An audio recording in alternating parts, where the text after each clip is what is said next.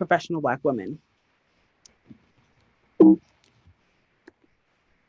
A little bit about myself. I received my PhD from the global campus here at University of Arizona with a specialization in organizational diversity. I received my bachelor's in psychology from the University of Houston and my master's in industrial organizational psychology from Argosy University in Dallas, Texas. My career aspirations is to become a professor, and over time, I've worked at Dickey's Barbecue corporate office and created some of their training manuals and policies that are still in use today in over 500 plus locations. So a quick overview of the agenda. We're just going to go over the problem, significance, and work gaps with this research, as well as the findings, results, and contributions. So to get started, the general problem of this study was that Black women were far less likely to seek mental health treatment than their white counterparts, which means that many Black women do not get the mental health care they need. The specific problem was that the pressures in the Black community can contribute to mental illnesses among women, and cultural biases within the community discourage women from seeking mental health care. The increased incidence of psychological difficulties in the Black community is related to the lack of access to appropriate and culturally responsive mental health care, prejudice and racism inherent in the daily environment of Black individuals, and historical trauma enacted on the Black community by the medical field. From trailblazing pioneers like George Washington Carver and Dorothy Height to modern day heroes like Anita Hill and Neil deGrasse Tyson, the Black community has made enormous contributions to the ongoing fight for social, racial, and economic justice. Despite these efforts, though, true social justice among the Black community will remain incomplete until mental health disparities among this group are addressed. The significance of this study was to understand the lived experiences of well-educated professional Black women in Greater Atlanta, Georgia, concerning how they conceptualized mental health problems and mental health treatment, and the role stigmas about mental health play within the Black community. This study investigated Black women's perspectives about mental health and the influences of external cultural factors on women's reluctance to seek mental health care. The results of the study led to a better understanding of Black women's viewpoints and what might be done to help them seek the mental health care they need. There is a relationship between the stigmas of mental health and minority perceptions that leads to avoidance of mental health care. What these previous qualitative studies lack is exploration of how stigmas about mental health and the perception of mental illness among Black women are related. The intent and importance of this study was to develop an understanding of the relationship between stigmas of mental health and Black women's perceptions of mental illness, and how these perceptions influence Black women's willingness to seek mental health care. The overarching research question can be summarized as what are the lived experiences of well-educated professional Black women in Greater Atlanta, Georgia, concerning how the conceptualized mental health problems and mental health treatment and the role stigmas about mental health play in the Black community. The results for this study, developed through data collected from 6 phone interviews with well-educated professional Black women in the Greater Atlanta area. The sample consisted of female participants ages 25 to 40 due to responses in recruitment. There were a variety of educational backgrounds from college level to graduate level. Some participants identified being married without children, married with children, as well as single parents. The majority of participants were in business and sales professions. Thematic content analysis was applied to increase the trustworthiness of this study. The method of bracketeering and applied in scrutinizing the data set, clarification of the data, reviewing meanings and themes, as well as studying tentative definitions based on reoccurring themes found in participant responses. The 5 themes that evolved through the data relating to how well-educated professional Black women view mental health care and mental illness are as follows. The first, mental health stigma in the Black community. The essence of this theme highlights the importance of being able to care for one's family in the Black community. Value is placed on providing for one's family and community regardless of what is presently going on in a person's life. Mental illness is seen as a falsity in the Black community.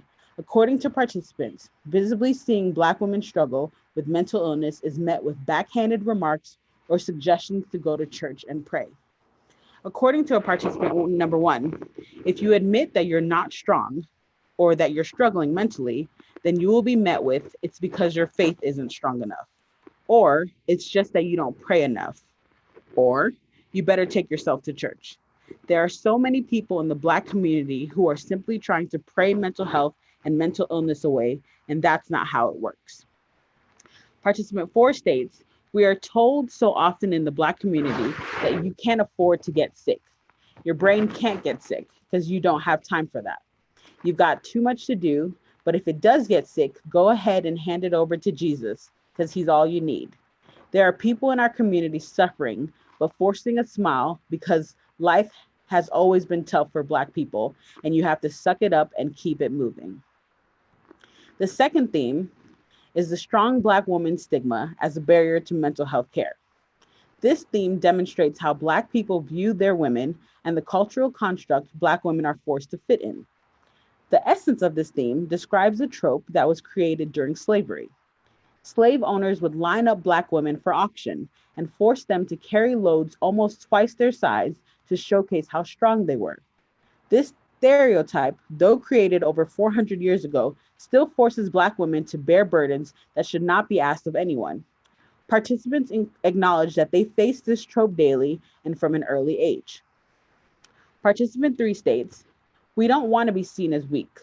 Weakness is the worst thing that can be seen in a Black woman. Even if we are struggling, we don't say anything because we don't want people to think that we're crazy. Black women are the mule. We are meant to carry the burden of everyone around us. We are meant to facilitate the health and well-being of our men, our kids, our siblings, our parents, etc. And if you can't do those things or you struggle with them, then it means you're not strong enough. Participant 5 says, even when I was suffering, I was never going to say anything because I don't want to be seen as weak or less than, or worse, crazy. So I held my tongue. I toughed things out until I couldn't anymore and found myself breaking down. It is only when Black women break down do people do anything about it. The third theme, the Black millennial woman outlook on the importance of mental health and mental health care. This theme encompasses the significance Black women born between 1981 and 1994 place on mental health and mental health care. The essence of this theme showcases the value and importance millennial Black women feel mental health carries in comparison to their baby boomer generation counterparts. Value is placed on taking care of oneself with this theme.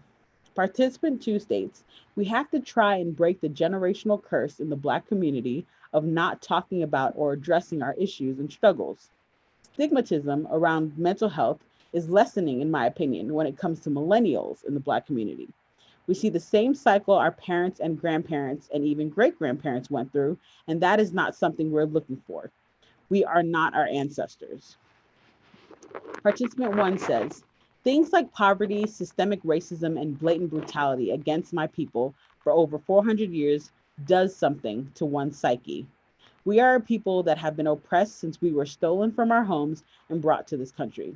That changes you mentally. There are such things as generational curses, and we have carried the burdens and tropes handed down from slavery until today. We have to do better when it comes to investing in ourselves and our mental health. You do better when you know better, and those who have the information aren't likely to help someone that looks like me. The fourth trope is the financial barriers to receiving mental health care. This theme demonstrates what Black women believe to be key monetary obstacles when it comes to caring for their mental health. The essence of this theme relates to how Black women often do not have the economic means or access to mental health care providers to address their mental health needs and issues. The cost of mental health care further stokes the belief amongst Black women that mental health care is a luxury.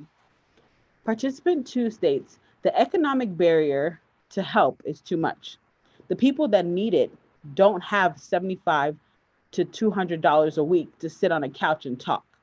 Most mental health providers are in communities not accessible by women that look like me, or they don't have hours that allow someone working, especially minimum wage, to visit. Majority of Black women or women of color, period, are not financially in a place where they can have the means to seek the care necessary to better themselves. You wonder why people are out here doing drugs. There are whole communities on drugs to escape because people break. The final theme, Representation Matters in Mental Health Care, describes the impact and importance of having Black people in mental health care professional roles. Participants express the value in interacting with mental health professionals that look like them. Most of the participants had experience with mental health care professional, whether it was a psychiatrist, psychologist, or therapist, and voiced that these experiences were vastly different between white professionals and Black professionals. According to participant 6, there's not a lot of help from the people we pay a lot of money to help us. People who have sworn an oath to help us, but don't because they've been trained that we as Black women can take it. We can deal and power through the pain. We're strong. How can you get quality care if you feel like you can't trust someone or be honest about what you've been through and what you're going through? Mental health professionals need to understand. They need to relate. Most importantly, they need to empathize. Participant 1 says, there is kinship in the skinship whenever it comes to Black patients having Black doctors. They understand us on a level that can't get any deeper. They also know that they may have team members that will disregard our complaints and symptoms solely because we're Black women, who they've been told can handle it. We deserve the same care as Karen or Becky, and I refuse to settle for anything less. The results showcase key factors that contribute to a Black woman's decision to not seek mental health care or take action towards addressing one's mental illness. The large role stigma, finances, and representation plays in the Black community relating to the mental health and mental illness highlights the importance of societal education on matters of the Black community and those of mental health and mental health care. While participants have addressed that some strides have been made among millennials in creating good opportunities to break down stigmas in the Black community, it is very evident in research results that there is a lot more work that needs to be done to ensure that Black women are able to seek and obtain the care needed to ensure quality mental health. Well-educated Black women perceive mental health as a luxury. It is something they feel can't be in front of their minds. Black women are the doers in the Black community and have been raised from a young age that is their birthright. The ability for a Black woman to sit back and think about her own mental health and well-being, according to the study, is non-existent. Black women perceive focusing on mental health as a weakness. This study showcased that it is not socially acceptable for Black women to put their mental health care first. Black women perceive mental health care as an extravagance. It is something that is not easily accessible or allowed to women of color. Black families typically are not equipped financially to handle the economic stressors of mental health care. Black women deal with the negative attitudes and behaviors that come with stigma in relation to mental health and mental health care, and battle with the decision on whether to push through or ignore it. The lack of awareness and misconceptions create barriers for Black women that cause a delay in help seeking, force them to discontinue treatment, present a poor therapeutic relationship for those who do not seek therapy but are still held back due to stigma, as well as poor quality mental care. These stigmas play a major role in influencing Black women's decisions to seek care. Connecting back to the early mapping stage of this project, I propose this study would have relative implications for researchers, therapists, psychiatrists, other mental health care workers, and Black men and women. The Black women's voices expressed through their lived experiences was always present as I explored and defined the phenomena. This essence now serves as the basis for my recommendation. Black women are charged with being the backbone of the Black community. Black women play many roles in the community and family, and according to this study's findings, they experience from an early age what it means to be a strong Black woman with mental health needs. Black women can benefit from knowing that acknowledging their mental health is qualified by the discoveries in this research. Recognition that Black women see stigmas for what they are and value a life they are balanced and mentally well encourages mental health care workers to reflect on the level of engagement they offer their Black patients. Mental health care workers should build time and strategy into their schedules to encourage Black women to interact further with themselves, to perpetuate a healthy relationship with one's mental health, as well as encourage practitioners to building a trusting relationship. The intentionality of Black women encountering mental health practitioners, specifically Black practitioners, and vice versa, needs to be promoted and encouraged. This effort would provide a more trustworthy dynamic and interaction that was deeply valued by Black women in the study. Thanks again so much for listening. If anyone has questions, I would be so happy to help. Thank you very much, Dr. Watkins. Really good job on the presentation. For everyone who would like to be interested or has an interest in reaching out to Dr. Watkins, her email address is right there on the presentation. Go ahead and place your questions in the chat. I'll go ahead and answer those for you. You've gotten some really good comments from some people already. Dr. Watkins, Kateria Knott said this is amazing. She's one of the people that is in the audience. And I'll go ahead and start. I have a couple of questions. Okay. When you think about the Black community, in particular, you brought up church goers in the Black community. Do you think that the leaders in churches have an obligation to basically help change the stigma when it comes to mental illness? Yes. So when I started this study, I was also thinking about preachers, pastors, because a lot of times in the Black community, if you're going through something, if you're struggling with something, it means you're not praying enough. And that is something that was perpetuated past generations by preachers and pastors. And they're just like, you just got to pray about it. You got to read a couple verses. You'll be fine. We know that in the academic and scientific world that's not all you need.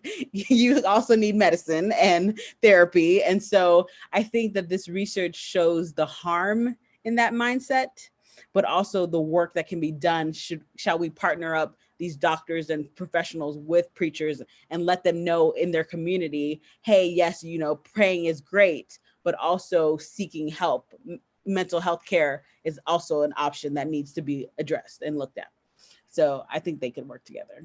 Right. And I was going to bring up just this real quickly pertaining to in looking through your research or through your literature review and really going through the study. I mean, did you address with your participants that the Black community has higher levels of mental illness compared to? Can you elaborate on that a little bit more? So the Black participants, Black people, compared to other races, have higher levels of mental illness. A lot of research is being done now tying it back to slavery. A lot of research is being done tying it back to police brutality.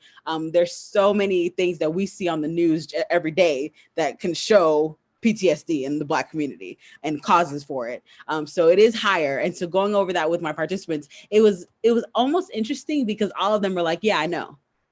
Like it wasn't news to them. They're like, duh. And I'm like, sure. Okay, but what can we do to try? And it didn't even cross their mind. It was like, oh no, they're like, people know in the community. However, they're not going to get the help. And that was the whole presence of my research. Why aren't we getting the help? And so they know it's known. It's just, we got to push to getting the help we need to get better. So yeah. Sure. I'm just going to offer a couple of the chat comments. Mary Saunders stated, thanks, Dr. Watkins. Great presentation. Smiley face. Very informative. Smiley face. Can't forget the smiley faces. Paula Chapman, I do not have any questions. However, I would love to give you a huge kudos on your research material. I can personally relate and find your delivery on this material very professional. Thank you. Thank you. A question from Dr. Irene Stein. How were you changed by conducting your research? Oh, wow. So the whole process was really awe-inspiring because I actually have a mental illness, and hearing the things that my participants were saying in terms of their experiences with their families and growing up in the Black community and experiencing that stigma, it was like, we're all the same. Like, I don't know if you've ever had an experience where like you're talking to someone and you're like, did we grow up in the same household? Like it was like that. And it's very hard. I was so thankful that my participants were so diverse in the sense that some were married, some weren't married, some had kids and so forth. And the ones that had kids were adamant about not doing what their parents did to them when it came to mental health and mental health care. One of them, her son is 6 and he's in therapy. And she's like, nothing's wrong with him. I just want him to talk to someone to be able to air out what he's feeling. And I thought that was really interesting, but it really changed me. I will say that it changed me, and it honestly helped my relationship with my mother. I learned a lot through this research study, and I was able to talk to her about some things that she had said and done previously, and it helped us. So the research was helpful to, I think, everyone that participated, and I hope that it's helpful to people who hear about it and read about it. Perfect. Thank you for sharing that. Lynette Lewis said, "Awesome presentation." Smiley face as well. Dr. Sundstrom stated, "Thanks for a good presentation, Ashley. I remember your study for men residents. Yes.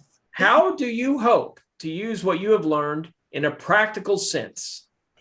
Okay, so I've been asked this question before, and the thing that came to mind, I don't know if you guys heard about the little girl that was pepper sprayed by the police when a at-home wellness check was called into them. So she was suicidal. She was 9, and the police did not handle it well. And I think with my research, in teaming up with so many different people, whether it be psychiatrists, therapists, police officers, pastors, we can better engage with people who have mental health concerns and mental health issues.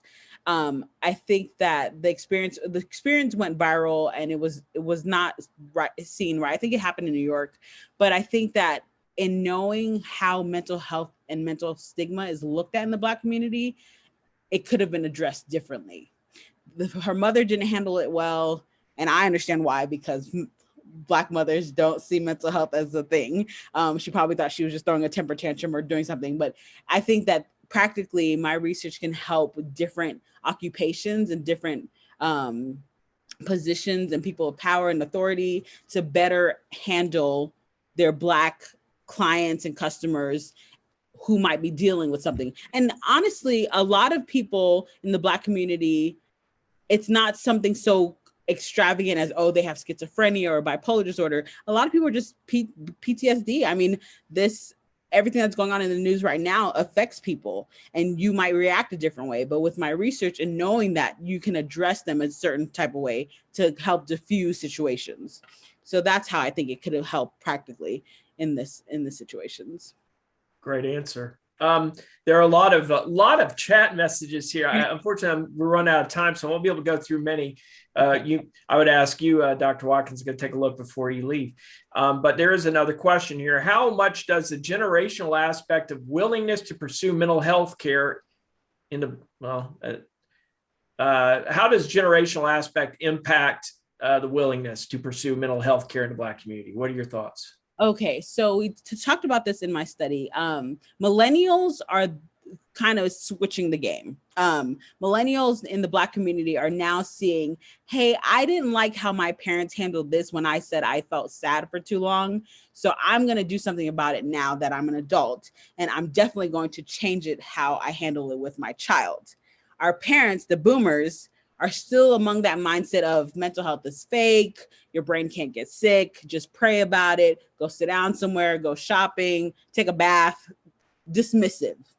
The generation before that is very much so, you just not praying. So it's we're seeing the shift. And definitely with Gen Z and all, they're all about mental health. They are just, oh, I got to be well with myself. And it's really exciting to see, honestly. But the generational differences is interesting, but millennials are starting to shift. I'll say that. Okay, last question, and then we will have to move on. Unfortunately, a lot of good questions. Thank you for those. Now, will you continue to do further research, and will your research extend to a specific situation, such as how to deal with the when we as African Americans have been traumatized for so long as it relates to police brutality? So I have been asked this a lot. I am going to expand on my research, but what I was looking at was separating for the diaspora. So I wanted to look into the views of mental health and stigma in the Black American versus African American. what I think why I want to do that is because I want to prove that there is no difference. I think that those that are immigrants straight from Africa experience the exact same things we do here in America. But I want to kind of have a highlight of what slavery played a role in that. And so that's what I was looking forward to. As far as looking into the police brutality, and I think there isn't a lot of research out there, which is sad about that. I think that that would be honestly something that would be overwhelming for me. I'm still kind of on an emotional roller coaster from the verdict from yesterday. So I think that that would be a little too much for me, but I think it is something that needs to be done. And I would hope to look out for it and see if someone else is doing that. But if not, then I will probably try and take a gander at that for sure. Okay, wonderful. All right. Well, thank you, Dr. Watkins, for some great answers to the questions. And thanks for everyone for all the great questions, as well as the activity. Like I mentioned before, if you want to reach out to Dr. Watkins, there is her email address right there. And she would be more than happy to answer any of your questions. Yeah. For Dr. Watkins, I'm Dr. Tim Rice. Thank you so very much for taking part in this research symposium presentation. Our next presentation starts in 10 minutes. Take care.